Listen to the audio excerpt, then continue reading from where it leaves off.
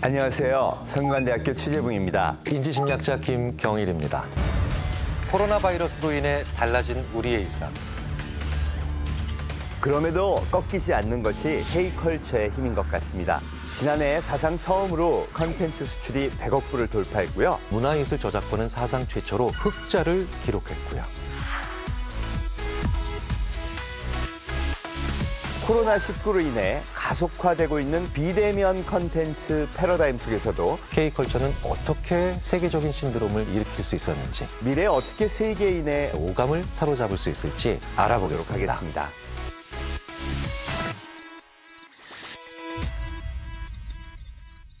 코로나19의 영향으로 영화, 음악, 방송 등 대면 컨텐츠 시장이 급격하게 위축됐습니다. 영화계의 경우 전년 대비 관객 수가 78% 감소했고요. 대중음악 공연도 6개월간 433건이나 취소되는 안타까운 사태가 벌어졌죠. 반면에 온라인 컨텐츠 소비가 급상승하고 있습니다. 빌보드와 세계 음악 시장을 석권하며 온갖 기록을 경신 중인 BTS는 유튜브 방탄TV에서 유료 비대면 콘서트를 열었는데요. 시작한 지 30분 만에 200만 명이나 접속자가 몰리고 전 세계 107개국 75만 명이 동시 접속하면서 100분 동안 260억 원 이상의 수익이 발생했다고 합니다. 사회적 단절 속에서도 인기를 끌 수 있었던 비결은 무엇일까요? 바로 전 세계 안방에서 콘서트를 생생하게 체감하게 해준 실감 기술 덕분이라는 겁니다. 오감을 자극해서 몰입도를 향상시키는 기술에 기반한 융합 콘텐츠로 이용자의 감각과 인지 영역을 확장해서 실제와 유사한 경험, 새로운 감성을 유발하는 특수한 기술입니다. 보통 실감 콘텐츠에서는 VR과 AR이라는 얘기를 많이 하는데요. VR은 Virtual Reality, 가상현실이라고 하는데 컴퓨터가 만든 가상세계에서 사람이 실제와 같은 느낌으로 체험을 할 수 있도록 하는 기술입니다.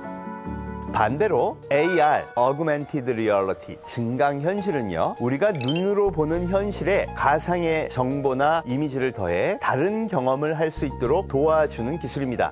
시간과 공간의 한계를 뛰어넘게 만들어지는 이 비대면 콘서트, 바로 이런 하이테크들이 사용된 건데요. 김경일 교수님, 앞으로 비대면 콘서트가 훨씬 더 많아질 텐데요. 팬들이 안방에서 BTS 콘서트를 더 신나게 즐기려면 반드시 충족되어야 하는 심리적 요소가 있다면서요? 물론입니다. 내가 좋아하는 연예인의 무대를 직접 볼 수는 없고 비대면 콘서트로 만족해야 할 때 가장 충족이 되어야 하는 심리적 요소가 바로 피드백입니다. 콘서트장은 중간에 자리도 못 뜨고 코도 못 후비는 곳이죠. 그런데 비대면 콘서트는 누워서 볼 수 있고요. 그래서 좋지만 심리적으로 나만 고립될까 봐 걱정이 생길 수밖에 없죠. 그래서 다음 노래가 어떤 곡이고 현재 나 같은 사람이 몇 명이나 콘서트를 보고 있고 내 댓글이 이렇게 반영되고 있다는 정보들, 즉 피드백을 받는 걸 충족이 됐을 때 만족을 하고 콘서트를 즐길 수 있게 된다는 거예요. 예전에는 얼굴을 안 보면 커뮤니케이션이 존재할 수가 없었습니다. 하지만 지금은 일상 곳곳이 비대면 문화입니다. 비대면을 일컫는 언택트에 온라인을 통한 외부와의 연결, 오늘 더한 개념이 온택트인데요. 그 연결이 바로 뭐냐? 피드백입니다. 내가 받고 있는 피드백이 실제 콘서트보다 비대면 콘서트에서 더 잘, 더 빠르게 반영이 되면 만족을 넘어서 감동도 할 수 있다는 거죠. 자, 그렇다면 유튜브, 트위터 등 비대면 콘텐츠의 성공 키포인트에는 뭐가 있을까요? 비대면 콘서트에서 가장 중요한 것은 무대를 시청하는 것만이 아니라 내가 참여하는 개인화된 경험을 만드는 것이죠. 그래서 BTS의 콘서트 같은 경우 실제 팬들의 얼굴을 무대에 전부 띄우기도 했고요. 아미밤이라고 부르는 응원봉을 블루투스로 연동하면 노래마다 응원봉의 색깔이 달라지게 만드는 참여 이벤트를 열어서 팬들이 함께하는 그런 느낌을 줬습니다. 그래서 사실은 이런 기술을 개발할 때 엔지니어들이 열심히 고민하는 것도 좋지만 콘서트에 가는 팬들한테 넌 어떤 경험을 해봤으면 좋겠니? 라고 물어보면서 이런 인간의 경험을 중심으로 하는 새로운 기술들이 많이 등장해서 진정한 실감 콘텐츠가 만들어질 거라고 저는 생각을 합니다. 자, 앞으로 팬들의 피드백을 반영한 K-팝 비대면 콘서트가 훨씬 늘어날 텐데 김경일 교수님, K컬처의 경쟁력을 높이기 위해 디지털 뉴딜이라는 새로운 개념이 등장했다면서요? 네, 사실은 K-팝 가수들뿐만 아니라 국립극단, 예술의 전 전당 등 기존 공연장도 온라인 영상 시설을 조성하고 있다는 걸 잘 알고 계실 거예요. 심지어 독립예술영화도 온라인 플랫폼을 만드는 등 우리나라 콘텐츠 전반이 아주 빠른 속도로 디지털화되고 있고 또 앞으로도 더 그렇게 될 것이 분명합니다. 자, 이에 발맞춰서요. 비대면 콘텐츠의 인프라를 확충하는 것이 급선무가 됐는데요. 문체부에서는 2021년 265억 원을 투입해서 대규모 콘텐츠 전송과 실감 기술을 사용할 수 있는 설비, 실시간 온라인 소통이 가능한 장비를 갖춘 온라인 전용 공연장을 조성할 예정이라고 합니다. 또 자본과 기술이 부족한 중소기획사의 온라인 공연 제작도 지원한다고 하니까요.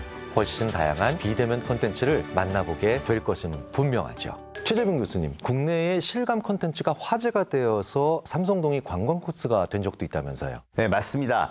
바로 지난 5월 삼성동 한 거대 전광판에서요. 8K 초고해상도로 파도를 가둔 광고 웨이브가 나왔습니다. 전 세계 SNS에서 연일 화제가 되고 CNN, 포브스, CBS 등 외신들도 거대한 입체 파도가 강남을 휩쓸었다 하며 감탄을 했는데요. 실감 컨텐츠가 무엇인지, 미디어 아트가 무엇인지 한 방에 이해시켜준 유명한 작품이 됐습니다. 그리고 실감 컨텐츠를 이용한 전시는 교육적인 효과도 굉장히 큽니다. 국립중앙박물관에서는요. 소장하고 있는 유물, 홀로그램 효과로 허공 위에 이렇게 탁 구현해 놓기도 하고요. 식층 석탑을 미디어 파사드로 재현해서 관객들한테 선보이는 이색 전시도 하고 있는데요. 고구려 고분 벽화 있죠. 활 쏘고 막 이것들을 벽면에다가 쫙 실사로 쏴서 내가 마치 고분 안에서 그걸 보는 듯한 느낌을 갖게 하는 거죠. 일상에서 높은 퀄리티의 실감 컨텐츠를 만나는 날도 금방 올 것 같습니다. 김열 교수님, 웨이브가 외신에서 극찬을 하고 외국인들이 막 일부러 열심히 찾아올 정도로 인기가 있었다는 건 심리적 이유가 있었다면서요? 그렇죠. 거기에는 바로 의외성이라고 하는 요인이 존재합니다. 바다에 가면 볼 수 있는 게 파도죠. 사람들은 진짜 파도를 보고 그렇게 반응하지 않습니다. 왜? 당연하니까요. 그런데 도심에 파도가 있다는 건 원래 있어야 할 자리가 아닌 곳에서 자연을 만나기 때문에 호기심을 가지게 되는 겁니다. 호기심이라는 건요, 심리적으로 두 가지가 부딪혀야 발생하는 감정입니다. 그러니까 양립할 수 없는 것들이 양립해야 돼요. 실내 공간에 없을 수밖에 없는 것들이 있죠. 빛, 소리, 바람, 향기. 그런데 이게 존재하죠. 절묘한 배신감이라고 표현할 수 있겠죠.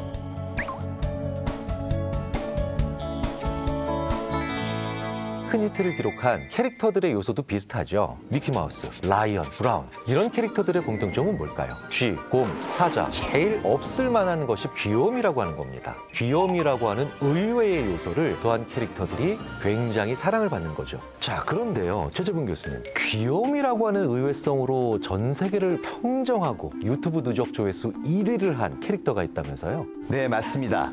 지금 전 세계 유튜브에서 조회수가 가장 높은 동영상은 바로 74억 뷰를 기록한 베이비 샤크입니다.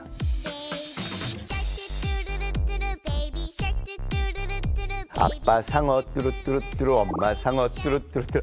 여러분, 이 노래 정말 많이 들으셨죠? 오죽하면요, BBC에서 지금까지의 조회수만큼 영상을 계속 틀면 3187년이 걸린다고 소개를 했는데요. 3187년, 빙하기 말부터 현재까지 계속 재생해야 할 만큼의 엄청난 수치라는 겁니다. 스마트 스터디라는 작은 스타트업 벤처에서 만든 이 베이비 샤크는요, 캐릭터만으로 매출이 1,055억을 일궈냈고요. 이 중에 80%가 외국 수출 금액이라고 합니다. 올해는 또 예상하기로 이것의 2배가 넘을 예정이라고 해요. 그래서 이 기업이요, 8,100억의 기업 가치 평가를 받았습니다. 좀 있으면 그 유니콘이라는 1조 이상의 기업이 되는 것도 얼마 안 남았어요. 정말 캐릭터 하나로 세계적인 기업의 위치에 올라설 수 있었던 것이죠. 또 하나 사랑받는 캐릭터라고 하면 빼놓을 수 없는 것이 바로 펭수입니다. 2019년은 펭수로 시작해서 펭수로 끝났다고 했을 정도이고 2020년 역시 방송과 광고를 가리지 않으면서 활약을 하고 있죠.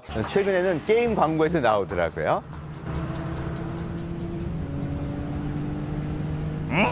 작년 11월부터 올해 7월까지 9개월간 펭수가 번 돈을 합산해 보니까 101억이 넘었다고 합니다. 회사에 효자가 하나 탄생한 것 같아요. 잘 만든 캐릭터 하나가 웬만한 기업보다 더 많은 수익을 창출하기 때문에 캐릭터 산업에도요, 사람들을 끌어들이기 위한 최첨단 기술들이 동원되고 있고 경쟁적으로 개발되고 있습니다. 여러분, 저는 포노 사피엔스 스마트폰을 실제 자기 신체 일부처럼 쓰는 새로운 인류 얘기를 많이 하는데요. 이들은 어려서부터 게임을 즐기고 디지털에 늘 접속할 수 있으니까 두 개의 아이덴티티를 갖고 있다고 합니다. 그러니 이런 친구들한테는 포트나이트에 들어가서 게임을 하면서 아주 환상적인 공연을 즐길 준비가 되어 있다는 거죠. 최근에는 기술로만 만든 캐릭터가 주목받고 있는데요. 바로 K-팝 커버 크리에이터 아포키입니다.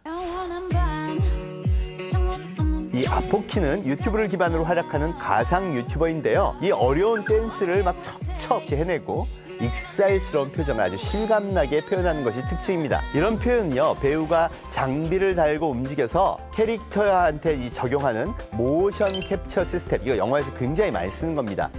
또 초당 90프레임 이상 출력할 수 있는 실시간 3D 렌더링 기술을 이용해서 만들어내는 작품들인데요. 이게 그 표현력이 정말 자연스럽고 사람들이 너무 좋아할 수 있는 요소를 다 담고 있어서 인기가 많다고 해요. 말하자면 K-팝이라는 팬덤 요소에 귀여운 캐릭터, 최첨단 기술, 이것까지 3박자가 쫙 맞아서 구현된 것이라는 거죠. 앞으로 새로운 컨텐츠 산업은 폭발적으로 성장할 것 같고요. 거기서도 대한민국이 굉장한 위력을 발휘할 것 같습니다. 먼저 사진을 한 장 보여드리겠습니다. 초소형 로봇, 인간형 로봇, 공룡 모양 로봇이 있습니다. 자, 어디에 줄을 서실 것 같으세요? 분명하게 관찰되는 결과가 바로 인간형 로봇의 선호도가 꼴찌라는 점입니다. 그러니까 가장 사람들이 싫어했다는 얘기예요. 이런 모든 현상들을 불쾌한 골짜기, 언캐니 밸리 현상으로 설명할 수가 있는데요. 이 현상은 인간과 유사하면 유사할수록 오히려 불편감을 느낀다는 거예요. 사람과 가장 비슷한 게 결국 뭘까요? 인간에게 있어서 생명이라고 하는 것만 싹 빠지면 외모적으로 한 98%, 99% 비슷한 게 시체와 좀비입니다. 그런데 우리는 가장 무서워하죠. 실제 그게 아닌데 그것이라고 우기는 모든 것들에 우리는 가장 크게 반감을 가진다는 겁니다. 사람의 모습을 닮은 최첨단 기술은 있지만 우리는 그걸 만져볼 용기가 나지 않습니다. 그래서 오히려 처음부터 아니라는 걸 알고 시작하는 3D 캐릭터를 훨씬 더 친숙하게 여기는 거죠. 진짜 같을수록 더 환영받는 분야는 바로 의료 분야입니다. 우리나라의 한 대학병원에서는요, 폐암, 척추, 고관절 수술 등을 집도할 때 현장을 360도 VR 영상으로 촬영해서 교육 자료로 활용하고 있다고 합니다. 여러 시점에서 수술 부위도 촬영하고요, 수술 과정도 다각도에서 기록하기 때문에 간호사와 의사가 직접 수술실에 들어가지 않아도 마치 수술실에 있는 것과 같은 현장감을 느낄 수 있다고 하죠. 이런 VR 기술 그리고 로봇 기술은 앞으로 수술을 하는데 굉장히 활용도가 높을 것으로 예상되고요. 사람을 좀 더 안전하게 지켜주는 데도 많이 활용될 예정입니다. 김열 교수님, VR이 신체 건강뿐만 아니라 마음의 건강까지 치료할 수 있다면서요? 물론입니다. 이 VR은 심리적으로 마주하기 힘든 일들을 직면할 수 있도록 도와주기 때문입니다. 잘 아시다시피 혈액암으로 투병하던 7살 딸이 사망한 뒤에 슬픔에 정말 힘들어하는 어머니를 위해서 국내 최고의 VR 기술진들이 가상현실에서 모녀를 만나게 해준 사연이 있어요. 엄마 어디 있었어? 엄마 항상 엄마 내 생각했어? 짜잔. 엄마는 아이가 다시 살아서 돌아오지 않는다는 걸 잘 알고 계십니다. 그리고 그 VR이 진짜가 아니라는 것도 너무나도 잘 알고 계세요. 잘 가. VR 기술을 통해서 아이를 쳐다볼 수 있게 만들고 떠나보낼 수 있게 만들어줘서 또 다른 행복을 찾아갈 수 있게 도와드리는 그런 의미 있는 기술로 다시 탄생을 한 겁니다. 최근에는 여기서 그치는 게 아니라 그룹 거북이의 멤버셨던 고 터틀맨 씨, 그 음성을 복원해서 페이스 에디팅을 거쳐서 AI 기술로 무대를 재현했죠. 자, 그걸 통해서 너무나도 갑작스럽게 떠났던 한 가수를 보낼 수 없었던 우리의 마음속에서 그를 다시 한번 직면함으로 인해서 추억은 남기고 그를 인정하고 보내줄 수 있는 겁니다. 이렇게 어떤 기술이 사실을 직면하게 만들고 다시 앞으로 나갈 수 있게 만드는 그런 마음을 가지게 해주는 것, VR이 가질 수 있는 또 다른 마력 중에 하나죠. 디지털 기술 개발의 발전도 중요하지만 이걸 익숙하게 쓰는 사람한테는 굉장한 기회가 되지만 그걸 잘 쓸 줄 모르는 사람한테는 굉장히 어려운 위기가 닥쳐온 셈입니다. 그래서 제일 중시해야 될 게 그 격차를 해소하는 데 집중해야 한다는 것이죠. 또 중요한 게 있죠. 디지털에서 소외된 사람들을 포용하는 정책과 마찬가지로 디지털 뉴딜에서 눈여겨볼 또 다른 정책이 있다는 겁니다. 바로 코로나19로 인해 피해 입은 기업들이 다시 재기할 수 있도록, 프리랜서 예술인들이 사회적 안전망을 가질 수 있도록 지원하는 것, 콘텐츠 경쟁력 강화를 위해 콘텐츠 지식재산권, IP라고 하죠. 이런 지식재산권을 활용하는 시장 자체를 키우는 것이 디지털 뉴딜의 목표입니다. 멋진 거대 산업으로 충분히 성장할 수 있다고 보고요. 우리의 중요한 미래고요. 그리고 가장 심도 있게 들여다봐야 될 미래가 아닌가 싶습니다. Is it too